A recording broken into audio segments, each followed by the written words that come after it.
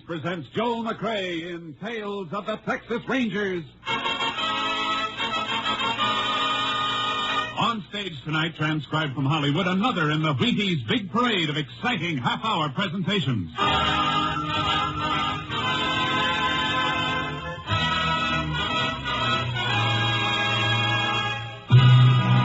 Tales of the Texas Rangers, starring Joel McRae as Ranger Pearson. Texas, more than 260,000 square miles, and 50 men who make up the most famous and oldest law enforcement body in North America.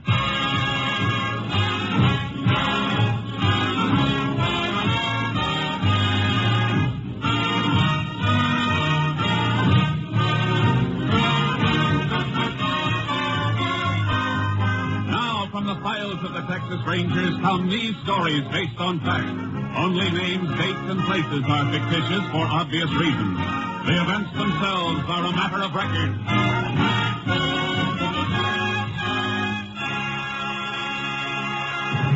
Tonight's case, the broken spur.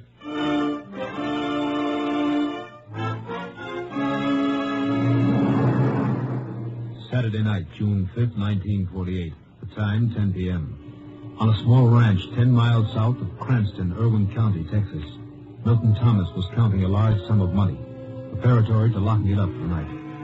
As he was counting, his dog Rags appeared to be nervous. Thomas tried to quiet him. Rags, stop that. You're making me count wrong. 50, 100... What the damn is the matter with you tonight? Now stop it. Quiet, Rags. Down. Who's there? Casey, What do you want, Casey? I want to talk to you. Seems to me it's awfully nice to be knocking at people's doors. Now, if it's about that... All right, get back in the room. That's good. What are you trying to do? Get your dog back, or I'll... What? Get back or you get the same thing. Get away from that dog. Give me that money. No, I won't. You asked for it. No, don't take it. Shut up. Let go of my leg. I said let go. All right, then.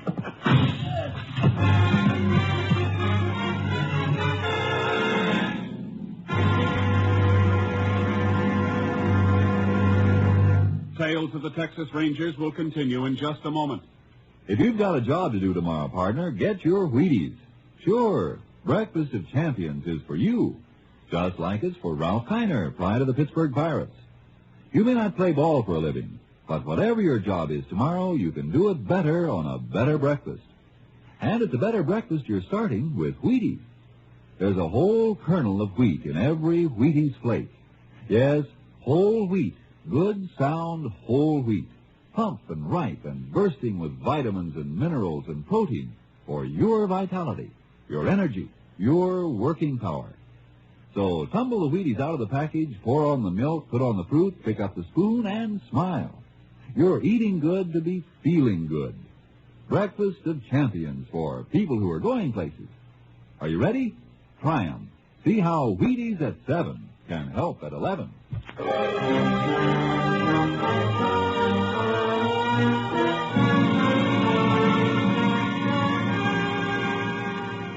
At 10:30 the same night, Milton Thomas's house was discovered on fire.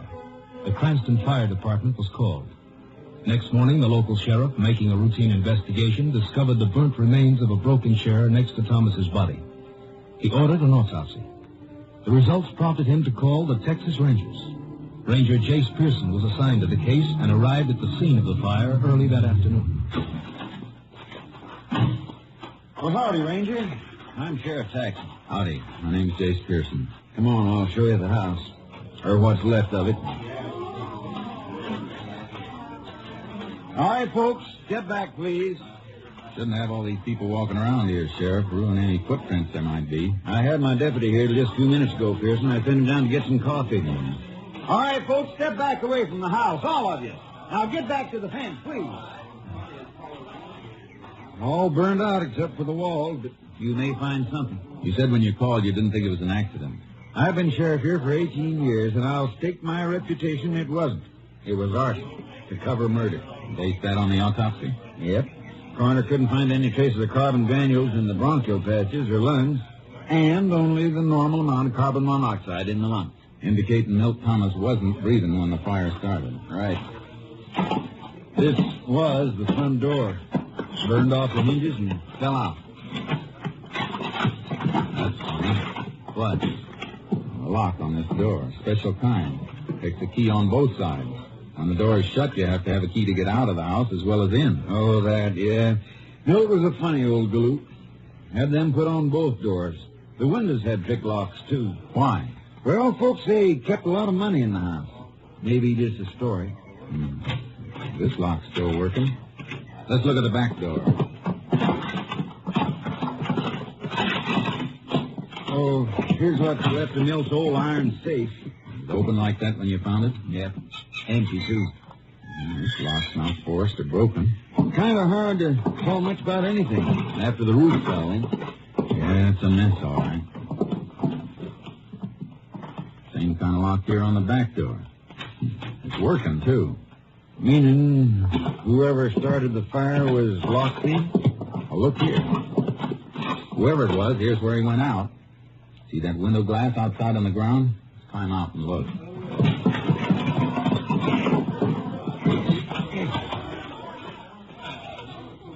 See?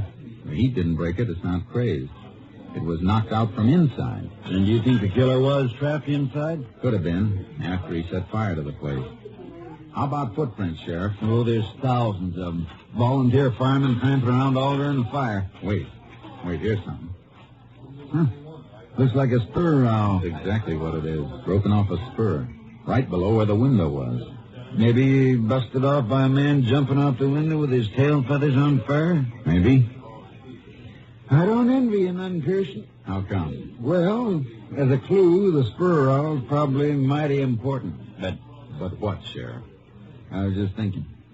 There probably ain't over 10 million spurs in the state of Texas with rowels just like the one you got there in your hand. Well, your figure may be a little high, Sheriff, but I get your point. Yeah, hey, Jack. Yeah, what do you think you're doing, Jack? What's the matter, Sheriff? You know darn well what's the matter. I told you to keep back. I was just looking around. Well, stop kicking around those ashes. And the rest of you. That's evidence you're tramping on. We didn't mean no harm. Now listen, all of you. It's the last time I'm going to tell you. How'd you like it if we thought one of you was the criminal, coming back to the scene of the crime and deliberately trying to destroy evidence? Oh. Okay, then, get back or get off the property altogether. Books say that's generally not true, Sheriff. Huh? About the criminal in the scene of the crime. Happens only once in 1,000 times. Oh, I know it. I just want to throw a scare into him. I see. Oh, by the way, who was that fellow you were talking to? Him? His name's Casey. Jack Casey.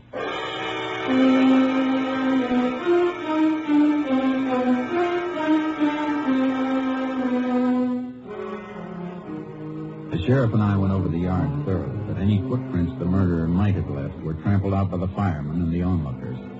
Finally, some distance from the house, I found the place I was looking for. Sheriff? Huh? Come over here. What is it? Look, here's where he took off from. Footprints. Dug out in an awful hurry, too. And his horse tethered to this tree. Seems to me any man who had business at the house would have tied up closer. Yes, that's logical. Horse chewed on the tree. Might be a cribber. We find our man, we'll likely find a horse that chews on his feed bin. See, these tracks head west toward Snake Creek. You got a horse, Sheriff? I can get one. Good. I'll get mine out of the trailer. We're going to follow those hoof prints.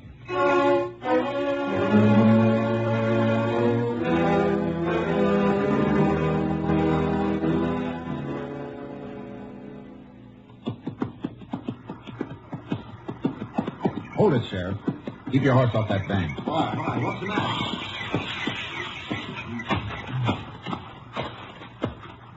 Boot prints. Good, fresh ones. Oh, I thought for a minute you'd seen a moccasin. This stream's full of cotton now.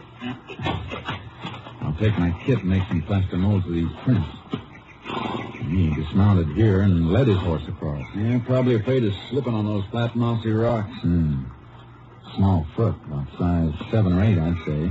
Odd track pattern, too. Not likely he was toting a heavy load. Probably a fat man. Fat? Yeah, look at his tracks. Deep, even in the dry places. I make tracks as deep as those, way over 200, but I ain't exactly fat. No, you're not fat, Sheriff. But what size boot do you wear? 11 and a half. You ever see a man your height make a footprint this small? Come to think of it, I don't suppose I ever did. Oh, wait a minute. That man who was poking around the ashes back at the house. Casey, was it? Yeah, Jack Casey. What about him? He's fat. Sheriff, was he driving a car or riding? Casey was riding his old paint mare. Say, she's a cribber. Then I'm going to need a warrant. As soon as I get this mold, I'm heading for town. Sheriff, either the books are wrong, or this Casey is 1 in 1,000.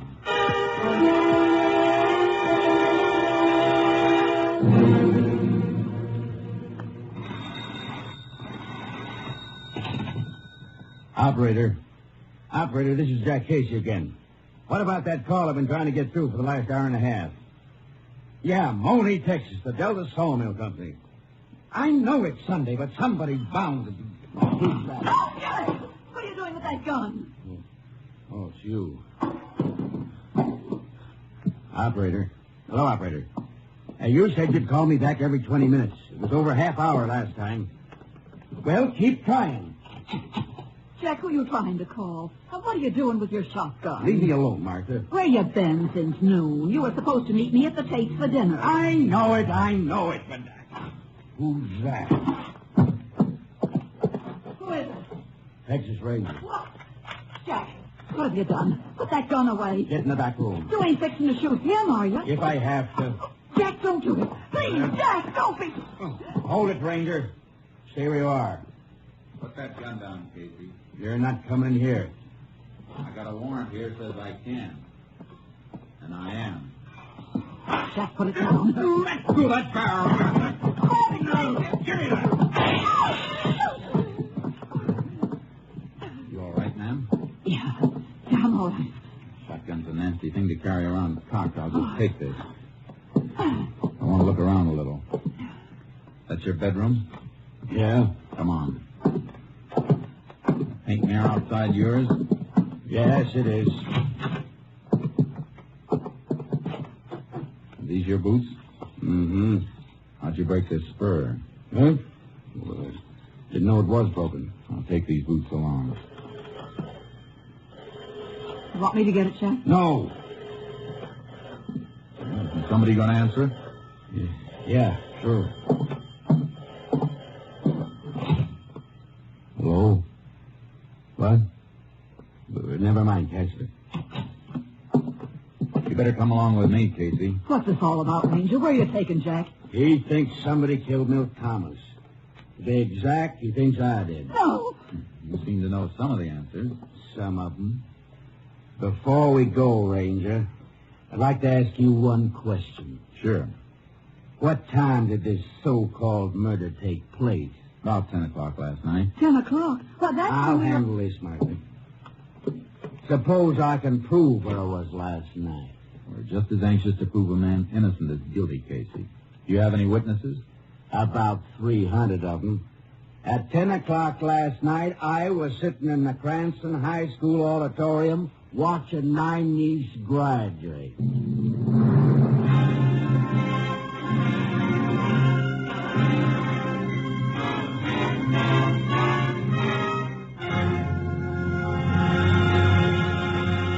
In just a moment, we continue with Tales of the Texas Rangers starring Joel McCrae as Ranger Jace Pearson.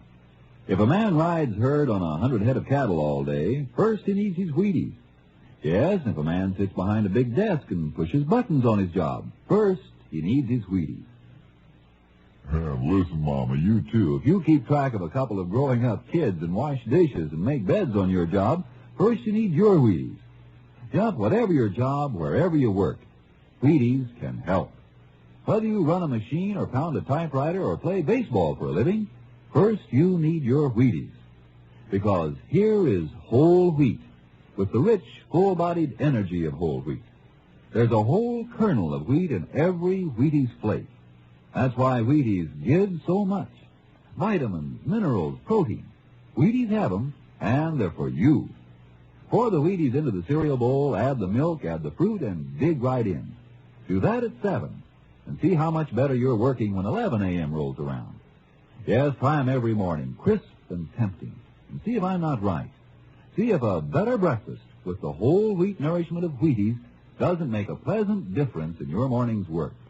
See if milk, fruit, Wheaties isn't honest and truly breakfast of champions. See yourself how Wheaties at 7 can help at 11.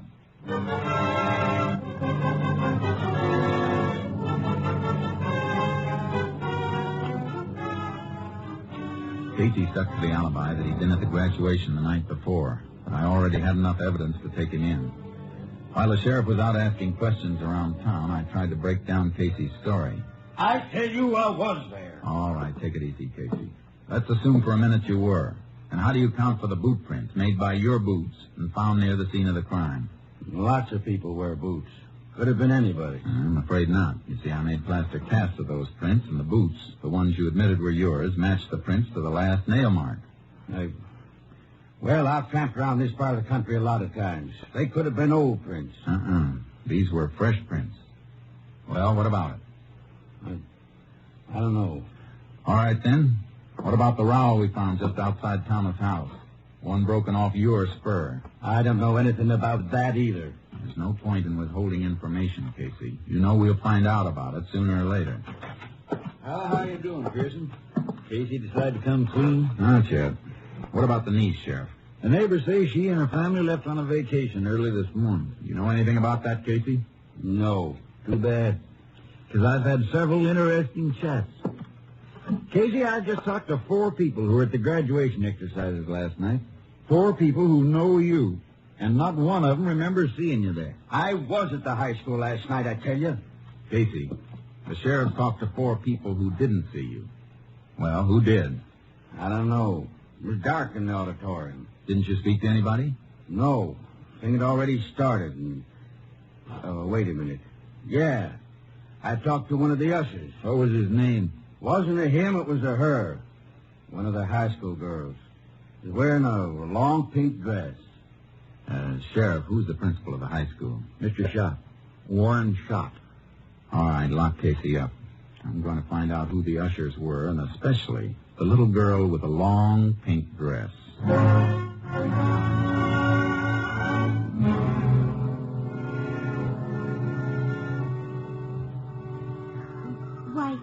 Why, yes, sir.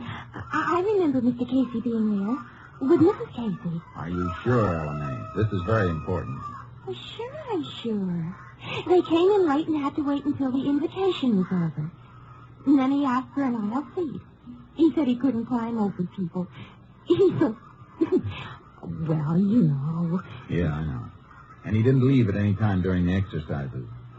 Not until near the end. They left just before the recessional while everybody was standing and singing the class song. What time was that? Oh, a few minutes before 11. All right. Thank you very much. Goodbye. Was I any help, Ranger? Yes, LMA. You were a big help.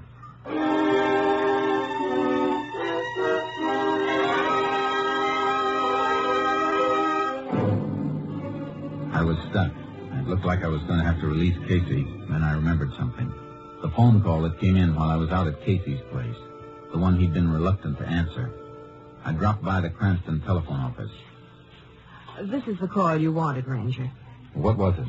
Mr. Jack Casey placed a call to the Delta Sawmill Company in Monee, Texas at 2:22 p.m. today. There was no answer, and when the Monee operator did get through, she called back at 3:40. But Mr. Casey had canceled it. Do you know who the call was for? Yes, sir. It was person to person to Mr. Ben Casey.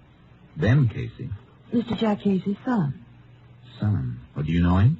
I used to. When? Well, we went to high school together. Some of my girlfriends and I used to go places with Ben's bunch, but my mother made me stop. She said he wasn't the kind of boy that girls should run around with. I see. And he finally left home. Couldn't get along with his stepmother. Oh, then Mrs. Casey's not his mother. Oh, no, Ranger. They used to fight. Oh. Go on. This may be very important. Well, I heard that she and Ben fought all the time, and then one day after they had a big fight, Ben packed up and left. Well, when was this? I reckon it was a couple of years ago. He went down to Monee then and got a job at that sawmill there. What does this Ben look like? He's a spitting image of his father, and just as fat, too. Have you seen him lately? I saw him at the bus station. His father came and picked him up. When? Let's see, day before yesterday. Friday.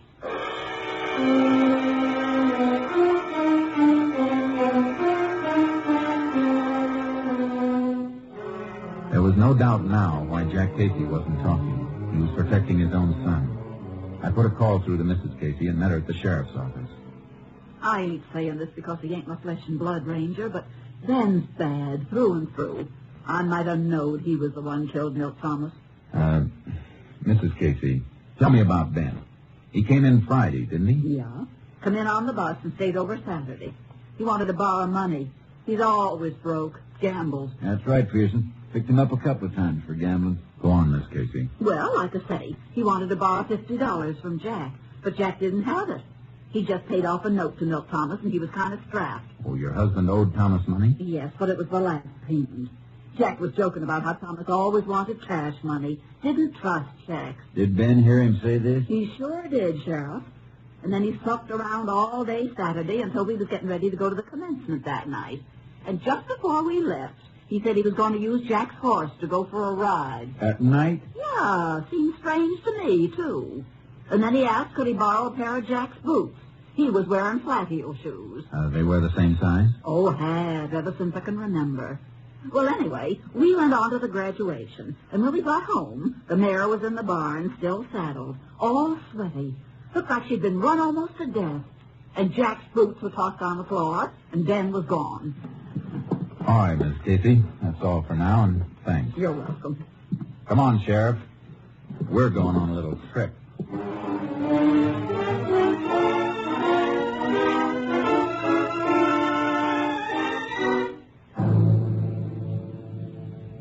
Sheriff Taxton and I piled into my car and headed for Monee. As soon as we got out on the highway, I put in a call to my headquarters.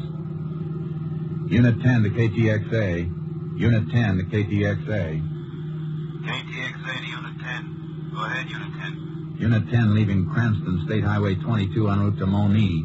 Investigating murder suspect believed in vicinity of Delta Sawmill. Will keep KTXA informed. Unit 10, 10-4. Okay. KTXA, Austin. Sheriff, you know young Casey by sight, don't you? I watched him grow up. Good. If he's gone and we have to comb for him, I don't want to turn up the wrong fat man again. Oh, you'd know him now, after seeing his father. Except for age, they're the same. You mean except for age and the fact that the young one's a murderer?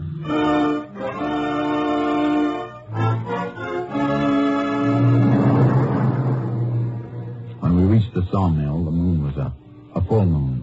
There was a light burning through the window of one shack at the edge of the camp. We pulled up there and got out of the car and went in.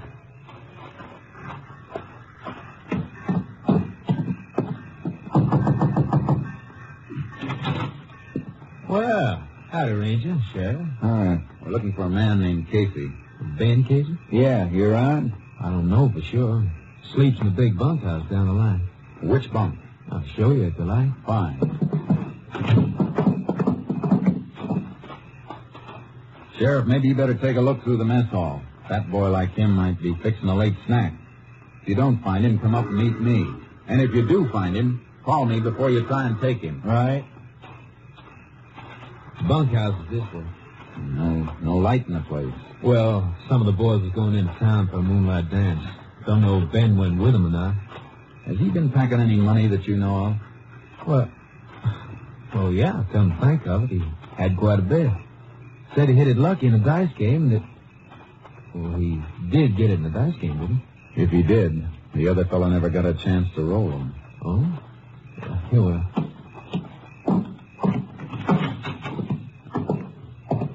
I'll light this lamp for you.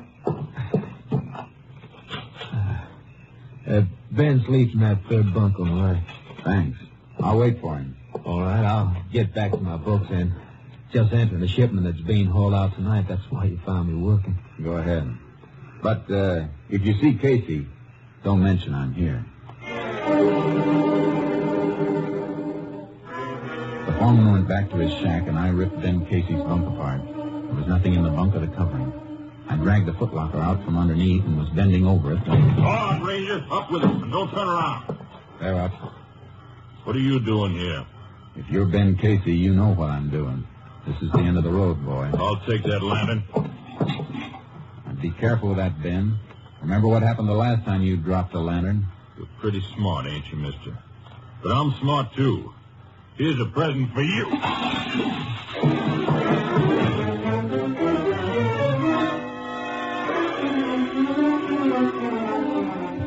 The lantern hit the edge of the bunk, and the flaming kerosene splashed over me. I beat the flames out with my hands and dove for the door. He rammed something against the outside of it. When I forced it open, I stumbled over a heavy log bench he'd used as a barricade. Hey, Ranger, what is it? Casey! You see him, Sheriff? Well, somebody went off that way toward the rail siding. Let's go.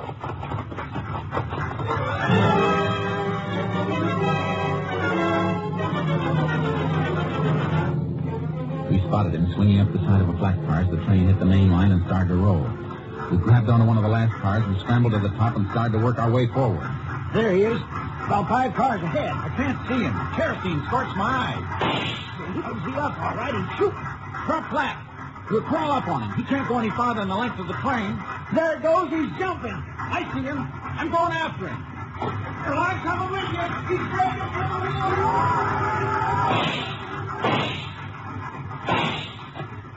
Pearson!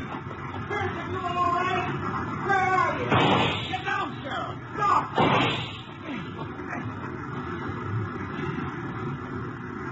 Can you see him? No, but he's close. About 10 yards in, not moving. Keep low. We're silhouetted good against this clearing. What you doing, Pearson? Taking off my jacket. See if you can find a stick about 5 feet long. Here's a dead branch.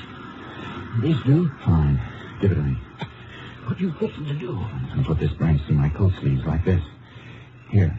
When I tell you, hold it up. I get it. Something for him to shoot at. Right. I'll fire this gun flash. All right, Casey. Come on with your hands up. This is your last chance, Casey. Okay, Sheriff. Lift the coat. You got him. Come on. Don't shoot me. Don't kill me. Oh, please give me a chance. Like you gave Milt Thomas? It was a short train ride, Casey, but I got a hunch you'll get a longer one soon. Come on.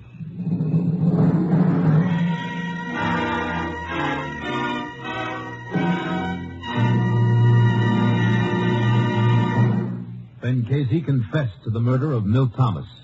On August 2nd, 1948, he entered Huntsville Penitentiary. His sentence, life imprisonment.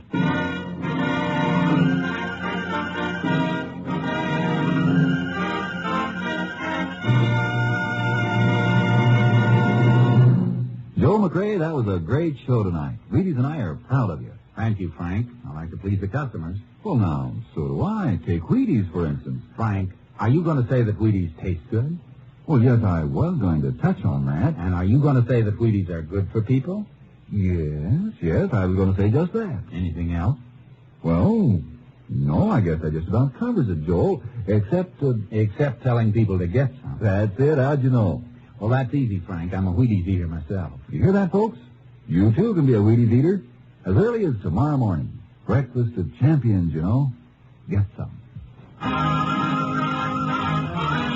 Next week, Joel McRae in another authentic reenactment of a case from the files of the Texas Rangers. This story was transcribed and adapted by David Bruce and was produced and directed by Stacy Keach. Al Gibney speaking. And this is the Wheaties man, Frank Martin, inviting you to listen Monday night to Frank Lovejoy and Night Beat on the Wheaties Big Parade. See you then.